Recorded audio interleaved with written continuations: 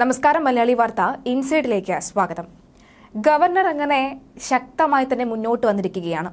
ഗവർണറിന്റെ പിന്നിൽ നിന്ന് ചരട് വലിക്കുന്നതല്ല, ഗവർണറിന്റെ പിന്നിൽ നിന്ന് കൃത്യമായ നിർദ്ദേശം നൽകിയതാകട്ടെ കേന്ദ്ര മന്ത്രി അമിത്ഷായും. മലപ്പുറം സംബന്ധിച്ച മുഖ്യമന്ത്രി പിണറായി വിജയന്റെ വിവാദ പരാമർശത്തിൽ ചീഫ് സെക്രട്ടറിയെയും DGPയെയും രാജ്ഭവനിലേക്ക് വിളിപ്പിച്ച ഗവർണർ ആരിഫ് മുഹമ്മദ് ഖാന്റെ അസാധാരണ നടപടിയിൽ സംസ്ഥാന സർക്കാരിന് അമർഷം പുകയുകയാണ്. നടപടി സംസ്ഥാന സർക്കാരിന്റെ അധികാരത്തിലേക്കുള്ള കടന്നുകയറ്റമാണ് എന്ന നിലപാടിലാണ് സർക്കാർ ഇപ്പോൾ. അതിനിടെ സമർത്ഥമായ നീക്കമാണ് ഈ വിഷയത്തിൽ ഗവർണർ നടത്തുന്നത് എന്ന വിലയിരുത്തലിലും സജീവമാണ്. ഗവർണറുടെ ചോദ്യങ്ങൾക്ക് സർക്കാർ മറുപടി നൽകുന്നില്ല എന്ന വിഷയം അതീവ ഗൌരവതരമാണ് എന്ന നിയമവൃത്തങ്ങൾ തന്നെ വിലയിരുത്തുന്നുമുണ്ട്. മലപ്പുറത്തെ സ്വർണ്ണക്കടത്ത് ഹവാല കേസുകൾ സംബന്ധിച്ച വിശദീകരിക്കണം എന്നും ഇതിൽ ഉൾപ്പെട്ട ദേശവിരുദ്ധ ശക്തികൾ ഏതെന്ന് വ്യക്തമാക്കണം എന്നുമാണ് ഗവർണർ ആവശ്യപ്പെട്ടിട്ടുള്ളത്. ഈ വിവരം അറിഞ്ഞിട്ടും എന്തുകൊണ്ട് തന്നെ അറിയിച്ചില്ല എന്നും ഗവർണർ ചോദിച്ചിട്ടുണ്ട്. ചൊവ്വാഴ്ച വൈകിട്ട് 4-ന് ഇരുവരും രാജ്ഭവനിൽ നേരിട്ടെത്തി വിശദീകരണം നൽകാനാണ് ആവശ്യപ്പെട്ടിട്ടുള്ളത്. ഗവർണറുടെ മുന്നിലേക്ക് പോകേണ്ടതില്ല എന്നാണ് സർക്കാർ നിലപാട്. എന്നാൽ എല്ലാ നിയമവശങ്ങളും നോക്കി തീരുമാനം എടുക്കാൻ ചീഫ് സെക്രട്ടറിയെ അനുവദിച്ചിട്ടുമുണ്ട്. 2 ഉദ്യോഗസ്ഥരും തന്റെ മുന്നിലെത്തിയില്ല എങ്കിൽ അടുത്ത അച്ചടക്ക ലംഘനമായി ഗവർണർ അതിനെ വിലയിരുത്തുമെന്ന കാര്യത്തിൽ യാതൊരുവിധ സംശയവും വേണ്ട. കേന്ദ്ര സർക്കാരിന് റിപ്പോർട്ട് നൽകുമെന്നാണ് വ്യക്തമായി മനസ്സിലാകുന്നത്. കാരണം കൃത്യമായി തന്നെ എന്താണ് സംഭവിക്കുന്നത് എന്ന് റിപ്പോർട്ട് വേണമെന്ന് കേന്ദ്രമന്ത്രി അമിത്ഷായാണ് ആവശ്യപ്പെട്ടിട്ടുള്ളതെന്നാണ് റിപ്പോർട്ടുകൾ. മുഖ്യമന്ത്രിയുടെ പരാമർശത്തിൽ വ്യക്തത തേടി ഒക്ടോബർ 3-ന് മുഖ്യമന്ത്രിക്ക് തന്നെ ഗവർണർ കത്ത് നൽകിയിരുന്നു. ദേശവിരുദ്ധ പ്രവർത്തനം സംബന്ധിച്ച ഏതെങ്കിലും ഏജൻസി അന്വേഷണം നടത്തിയിട്ടുണ്ടോ എന്നും ഏതെങ്കിലും നടപടി സ്വീകരിച്ചിട്ടുണ്ടോ എന്നുമായിരുന്നു മുഖ്യമന്ത്രിയോട് ചോദിച്ചത്. എന്നാൽ തിങ്കളാഴ്ച വരെ ഇക്കാര്യത്തിൽ രാജ്ഭവന് മുഖ്യമന്ത്രി മറുപടിയൊന്നും നൽകിയിട്ടില്ല. ഈ സാഹചര്യത്തിലാണ് ചീഫ് സെക്രട്ടറിയെയും DGPയെയും വിളിച്ചത്.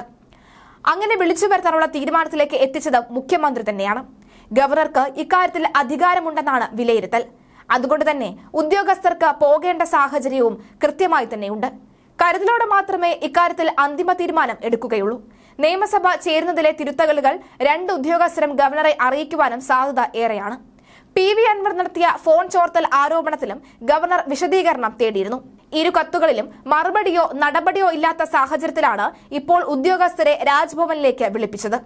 അസാധാരണ ഇടപെടലാണ് ഗവർണറുടേത്.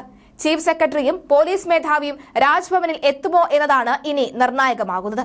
ഇക്കാര്യത്തിൽ സംസ്ഥാന സർക്കാർ നിലപാടും ചീഫ് സെക്രട്ടറിയെയും പോലീസ് മേധാവിയെയും സ്വാധീനിക്കും. എന്നാൽ സിവിൽ സർവീസ് ഉദ്യോഗസ്ഥർക്ക് മേൽ കേന്ദ്ര സർക്കാർ നിയന്ത്രണവും മേൽനോട്ടവുമുണ്ട്. അതുകൊണ്ട് തന്നെ സംസ്ഥാന ഭരണതലവൻ എന്ന വിശേഷണമുള്ള കേന്ദ്ര സർക്കാർ പ്രതിനിധി എന്ന വിശേഷണമുള്ള ഗവർണറുടെ നിർദ്ദേശത്തിൽ കേരളത്തിലെ 2 മുതിർന്ന സിവിൽ സർവീസ് ഉദ്യോഗസ്ഥർ എടുക്കുന്ന നിലപാട് നിർണായകമാകും. നിയമസഭാ സമ്മേളനം നടക്കുകയും മുഖ്യമന്ത്രിയുടെ മലപ്പുറം പരാമർശം രാഷ്ട്രീയ ചർച്ചയായി മാറുകയും ചെയ്യുമ്പോഴാണ് ഗവർണറും അസാധാരണ നീക്കം നടത്തുന്നത്. മലപ്പുറം സ്വർണ്ണക്കടത്തും ഹവാല കേസുകളും വിശദീകരണമുണ്ട്. ഇതിൽ ഉൾപ്പെട്ട ദേശവിരുദ്ധ ശക്തികൾ ആരെന്നും വിശദീകരിക്കേണ്ടി വരും. ഈ വിവരം അറിഞ്ഞിട്ടും എന്തുകൊണ്ട് തന്നെ അറിയിക്കാത്തത് എന്നും ഇക്കാര്യത്തിലും വിശദീകരണം വേണമെന്ന് ഗവർണർ നിർദ്ദേശിച്ചിട്ടുണ്ട്. സ്വർണ്ണ കള്ളക്കടത്ത് പണം രാജ്യവിരുദ്ധ പ്രവർത്തനത്തിന് ഉപയോഗിക്കുന്നുവെന്ന് മുഖ്യമന്ത്രി പറഞ്ഞത് അതീവ ഗൌരവതരമെന്ന് ഗവർണർ പ്രതികരിച്ചിരുന്നു. രാജ്യവിരുദ്ധ പ്രവർത്തനം നടത്തുന്നുവെന്നും അറിഞ്ഞിട്ടും മുഖ്യമന്ത്രി അത് ഗവർണറോട് മറച്ചുവെച്ചു, മാധ്യമങ്ങളോട് വിശദീകരിച്ചു. ഗവർണറെ ഇരുട്ടിൽ നിർത്തിയാണ് ചെയ്തത്. ഇക്കാര്യം സെപ്റ്റംബർ 21-ന് മുഖ്യമന്ത്രി വാർത്താ സമ്മേളനത്തിൽ പറഞ്ഞതാണ്. ഹിന്ദു ദിനപത്രത്തിന്റെ വാർത്ത മുഖ്യമന്ത്രി നിഷേധിച്ചിട്ട് കാര്യമില്ല എന്ന് ഗവർണർ നേരത്തെ വ്യക്തമാക്കിയിരുന്നു. നിയമസഭാ സമ്മേളനം നടക്കുകയും മുഖ്യമന്ത്രിയുടെ മലപ്പുറം പരാമർശം രാഷ്ട്രീയ ചർച്ചയായി മാറുകയും ചെയ്യുമ്പോഴാണ് ഗവർണറും അസാധാരണ നീക്കം നടത്തുന്നത്. മലപ്പുറത്തെ സ്വർണ്ണക്കടത്തും ഹവാല കേസുകളും വിശദീകരിക്കണമെന്നും ഗവർണർ നിർദ്ദേശിച്ചിട്ടുണ്ട്. ഇതിൽ ഉൾപ്പെട്ട ദേശവിരുദ്ധ ശക്തികൾ ആര്, ഈ വിവരം അറിഞ്ഞിട്ടും എന്തുകൊണ്ട് തന്നെ അറിയിച്ചില്ല തുടങ്ങിയ കാര്യങ്ങളിൽ വിശദീകരണം വേണമെന്നും ഗവർണർ വ്യക്തമാക്കിയിട്ടുണ്ട്. സംഭവത്തിൽ ഗവർണർ റിപ്പോർട്ട് ആവശ്യപ്പെട്ടിട്ടുണ്ടെങ്കിലും സർക്കാർ അനങ്ങിയിട്ട് പോലുമില്ല. PV അൻവർ MLAയുടെ ഫോൺ ചോർത്തലിലും വിശദീകരണം നൽകിയിട്ടില്ല ഇതുവരെ. ഈ പശ്ചാത്തലത്തിലാണ് ചീഫ് സെക്രട്ടറിയെയും പോലീസ് മേധാവിയെയും വിളിച്ചു വരുത്തുന്നത്.